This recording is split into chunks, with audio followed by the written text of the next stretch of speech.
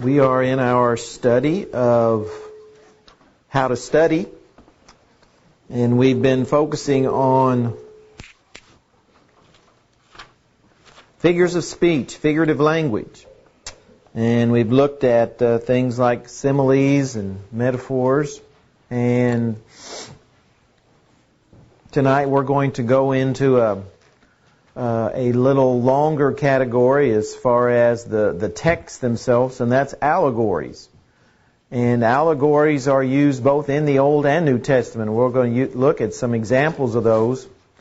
Especially they're used when God wants to teach kind of an expanded lesson, but using the same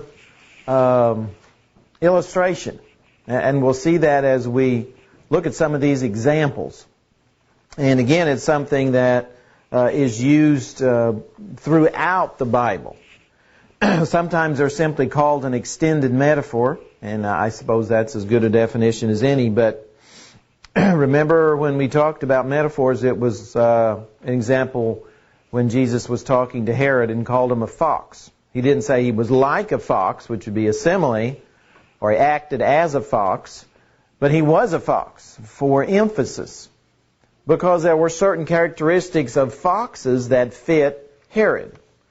Well, that same type of thing is done with allegories, except it's just carried further. More characteristics are used. And typically it's not something that you would imagine being used as a comparison, which again makes it more striking and more memorable. So, let us go first to the Old Testament, to a couple of places. And we'll go to Psalms chapter 80 first.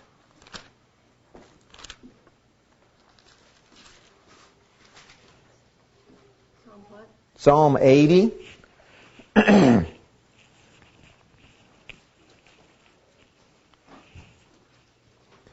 This, if you read the whole psalm, it's about, of course, the nation of Israel.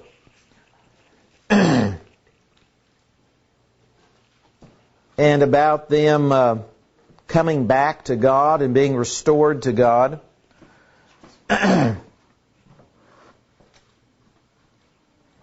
Notice verse 3 of Psalm 80 before we actually get into the allegory. Psalm 80 verse 3 says, after he mentions some of the tribes like Ephraim, Benjamin, Manasseh, restore us, O God, cause your face to shine, and we shall be saved. That's kind of the theme of the psalm, is about restoring Israel, restoring the nation. So what he does now is he uses an illustration, a comparison, to teach something about that restoration. And it begins in verse 8. Verse 8. You have brought a vine out of Egypt. You have cast out the nations and planted it. You prepared room for it and caused it to take root, deep root, and it filled the land. The hills were covered with its shadow and the mighty cedars with its boughs. She sent out her boughs to the sea and her branches to the river. Why have you broken down her hedges so that all who pass by the way pluck her fruit? The boar out of the woods uproots it, and the wild beast of the field devours it.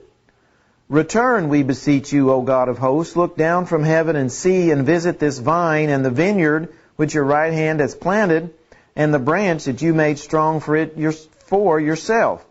It is burned with fire, it's cut down, they perish at the rebuke of your countenance. I'm going to go ahead and stop there. First of all, the theme of it again is about Israel needing restoration, needing to come back to God so they can be saved.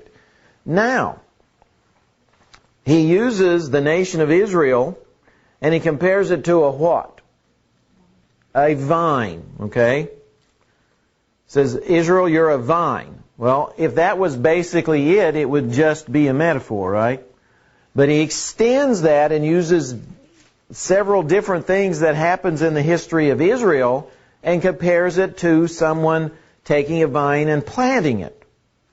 And so in this case, he's using that vine kind of historically to teach a lesson that they're going to remember.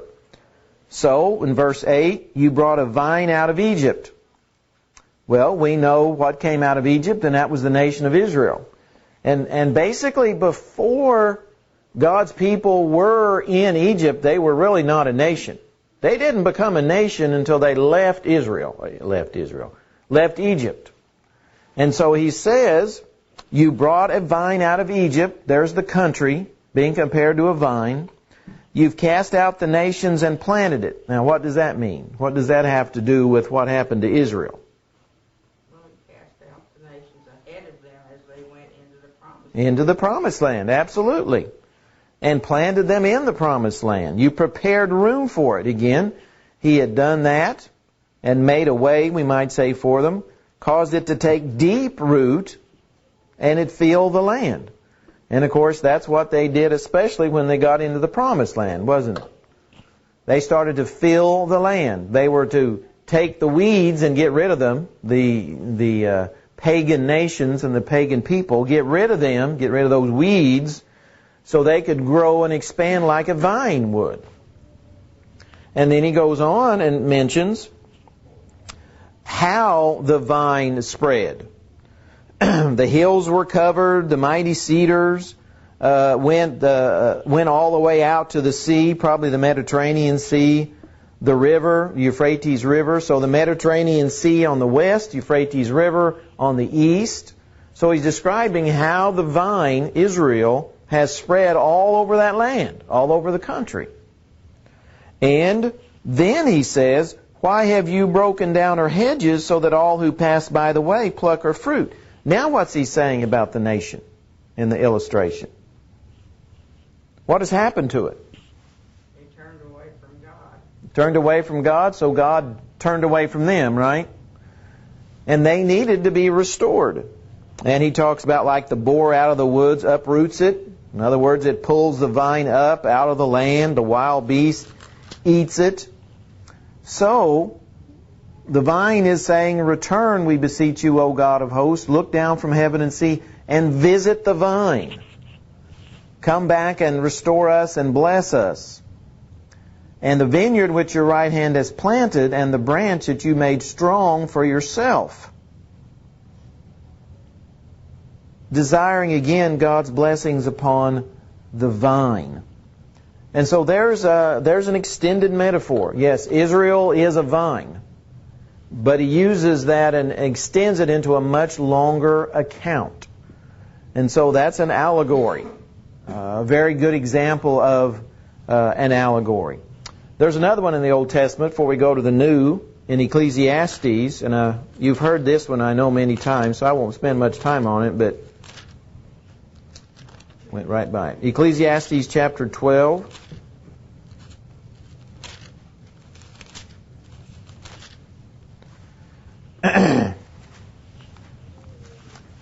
And the theme of the first 8 verses, for the most part, is found in verse 1. Ecclesiastes chapter 12, verse 1. Would someone read that? I'm already getting tired of reading.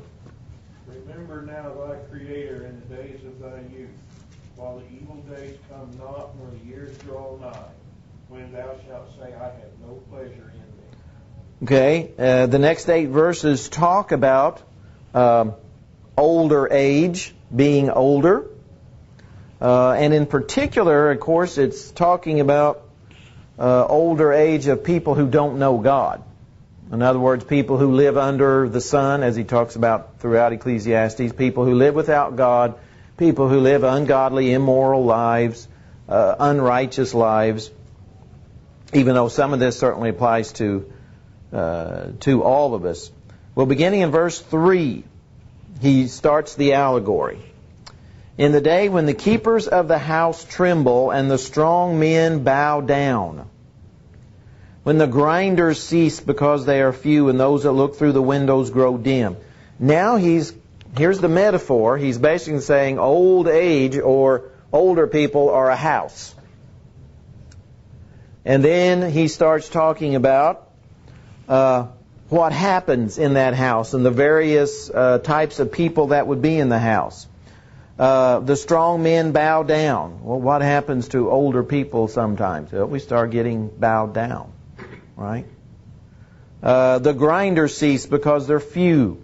Probably talking about our teeth. I know I have to go to the dentist tomorrow. My grinders are not working like they used to, boy. They are in sorry shape. And those that look through the windows grow dim. Yes, they do. Right here's proof of that. They grow dim. The doors are shut in the streets, and the sound of grinding is low when one rises up at the sound of a bird, and all the daughters of music are brought low. Well, it has to do with our hearing.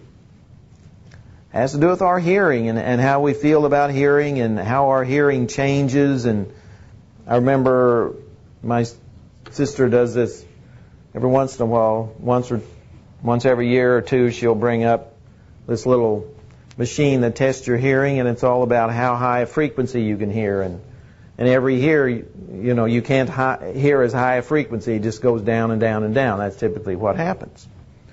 And so typically you can't hear that broad a range. So music isn't as pleasurable as it once was. So again, he's using this idea of being older, but what it brings. But he's using it again in a way that you would remember it. And of course they are remembering it. Also they're afraid of height because we might fall. And of terrors in the way. We don't take risk when we're older like we did when we were younger, in all kinds of ways. When the almond tree blossoms, the grasshopper is a burden, and desire fails. Our desire of lots of things fail the older we get. For man goes to his eternal home, and the mourners go about the streets. Remember your Creator before the silver cord is loosed, or the golden bowl is broken, or the pitcher shattered at the fountain, or the wheel broken at the well. Well, those are kind of depressing views of the final moment, but that's the way he mentions it, because he says, then the dust will return to the earth as it was, and the spirit will return to God who gave it. Now, of course, for people who are godly, who are, and for us today, who are Christians and who are righteous, that's a wonderful thing. But for the majority of people who are not godly and who are not righteous and who don't know God, then that's a time to be dreaded. And that's a time to be feared. And so there's an extended metaphor. There's an allegory about growing older and what it brings, and putting it in some language that kind of emphasizes some of the things that happens. Doesn't mean we have to like it. No, that's he doesn't say that there, anything about liking it. That's not part of it at all. Nothing at all. And we can fight it if we like. He doesn't say there's anything there about fighting it either. But regardless of what we do, most of those things happen one way or another. Well, let's look at some of them in the New Testament, because this is used throughout the Bible. And they all have some great lessons, and we'll look at just whichever ones we can. Let's go to 1 Corinthians chapter 3. This is a great one. 1 Corinthians chapter 3. And like all of these allegories, and like all of these figures of speech and so forth, you've got to look at the context. Just like we talk about in parables. Usually it's the preceding verses that give you the context about what this allegory or figure of speech is going to be about. Well, that's certainly true in 1 Corinthians chapter 3. Would someone read, let's see, I don't know where to really to start. Would someone read the first 4 verses? That'll get us started in 1 Corinthians 3. And that gives us kind of the context for most of the chapter. 1 Corinthians chapter 3, the first 4 verses, someone. And I, brethren, could not speak to you as to the spiritual men, but as to men of flesh, as to infants in Christ. I gave you milk to drink, not solid food, for you were not yet able to receive it. Indeed, even now you are not able, for you are still fleshly. For since there is jealousy and strife among you, are you not fleshly, and are you not walking like mere men? For when one says, I am Paul, and then I am of Paul, and another, I am of Apollos, are you not mere men? Okay, that gets us started on what's coming up as far as the allegory is concerned. Of course, we know the church at Corinth, from reading the whole letter, had various issues about a number of things. Here, the problem is that some of them were causing divisions because they were saying, instead of just saying they were Christians, well, they were Pauline Christians or Apollos' Christians or whatever. In other words, there was divisions because when they were converted, some of them might have been converted by Paul, some were converted by Apollos, or some converted by someone else. So that's the context. That's what begins. Well, then he says, who then is Paul and who's Apollos, but ministers through whom you believed, as the Lord gave to each one? I planted, of course Paul's the one writing that, Apollos watered, but God gave the increase. So that neither he who plants is anything, nor he who waters, but God who gives the increase. Now he who plants and he who waters are one, and each one will receive his own reward according to his own labor. This is what the allegory is getting ready to talk about. For we are God's fellow workers, you are God's field, you are God's building. So we're talking about converts. Paul had, as he says, planted. He had planted the seed, hadn't he? Paul had planted the seed, Apollos had came along and nurtured, but who's the one that actually gave the increase? It was God. So no one has the right to say, that I made you or I was really the one that converted you. You and I don't convert people. It's God through His Word that converts people. And that's a entirely different lesson than what we're talking about, but that's a good lesson in itself. And that's what Paul is emphasizing here. One of the things is that it's not because of Paul, it's not because of Apollos, it's because of what God did through His Word that they were converted. And he says that every man will receive his reward. Well, Paul will receive his reward, Apollos will receive their reward according to their labor, according to what they had built. Their converts, the people that they had taught the gospel, that had received it. So, with that in mind, notice the allegory. It ends in verse 9 about you're God's building.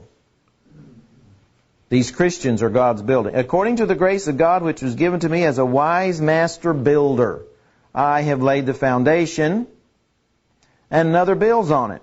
But let each one take heed how he builds on it. What the building? Now he says the building are those Christians. So he says, let each one take heed how he builds on it. The Christians, the disciples that are made. For no other foundation can anyone lay than that which is laid, which is Jesus Christ. Now if anyone builds on this foundation, this is the building of the church. These are the disciples, these are the Christians. Gold, silver, precious stones, wood, hay, straw, each one's work will become clear. Paul's work will become clear, Apollos' work will become clear, Peter's work would become clear, Mark's work would become clear. For the day will declare it. And of course we know it will. Judgment Day is going to declare what kind of work it was. Because it will be revealed by fire. Well, what happens to wood, hay, and straw with fire? It doesn't last, right? It's not lasting. But gold, silver, and precious stones are purified by fire. So the real lasting ones that Paul had taught, Apollos had taught, Peter had taught, John had taught, they're going to be seen because they're going to make it. So if anyone's work which he has built on it endures, he will receive a reward. If anyone's work is burned, like the hay, wood, hay, straw, he will suffer loss, but he himself will be saved, yet so as through fire. Do you not know that you are the temple of God, or the building of God, that the Spirit of God dwells in you? There's people that I've had a chance to teach, and I had a chance to baptize, and had a chance to water over the years, that they left the faith a long time ago, and unless they repent, they'll be the wood, hay, and straw. They're not going to make it. And I'm going to suffer loss because of that, because I know that they didn't make it. But at the same time, there's people I've had the chance to teach and baptize in water that are still faithful. And those are the gold, silver, and precious stones. And those are the wonderful ones that you want to know about. And so the ones that we have helped along the way, the ones that don't make that don't endure, like he says, that don't endure to the day, we're going to be sad about that. I'm sad about people I've known, that I've taught or worked with, that's left the faith, and there's a lot of them. And you do suffer loss at that.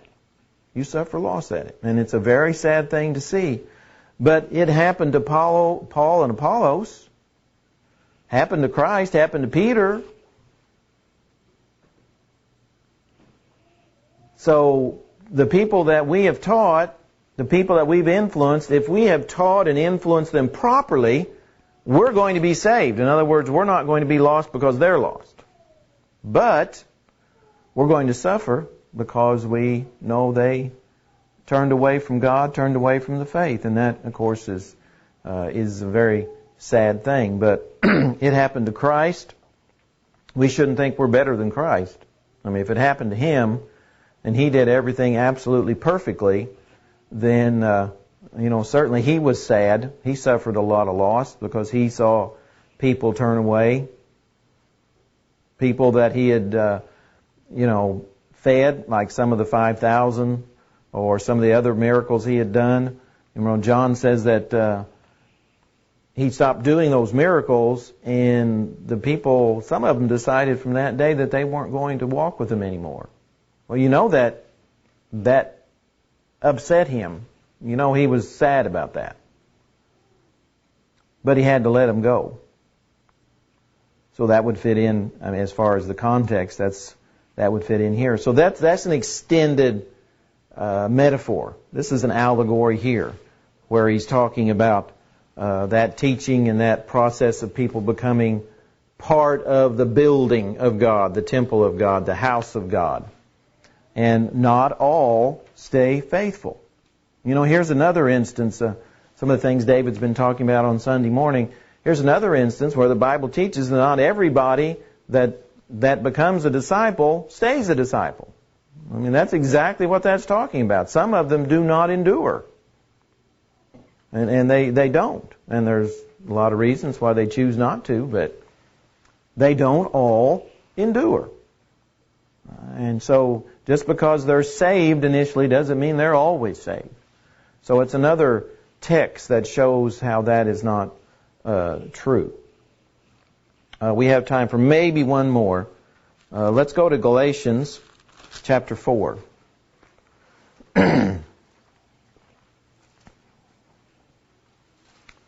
Galatians chapter 4.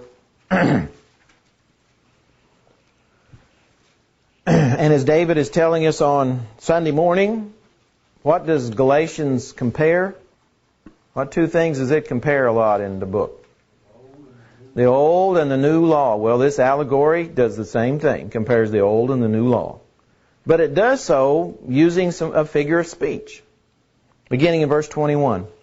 Tell me, you who desire to be under the law, do you not hear the law? For it's written that Abraham had 2 sons, the one by a bondwoman, the other by a free woman. But he who was of the bondwoman was born according to the flesh, and he of the free woman through promise.